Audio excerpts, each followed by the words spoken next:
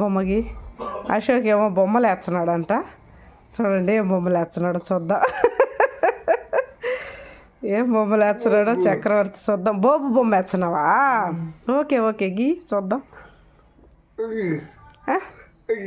జలుబు చేసింది బిడ్డకి, కషాయం తాపియాలి కొంచెం. గీ గీ దగ్గరికి తీసిన ఇప్పటికి బొమ్మకి మ్యాక్ గెచ్చావా? సరే గీ. సూపర్ నాన్న నువ్వు.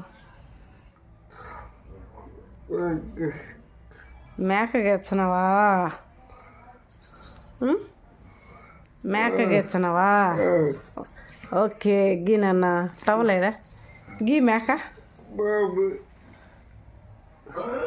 గీయా.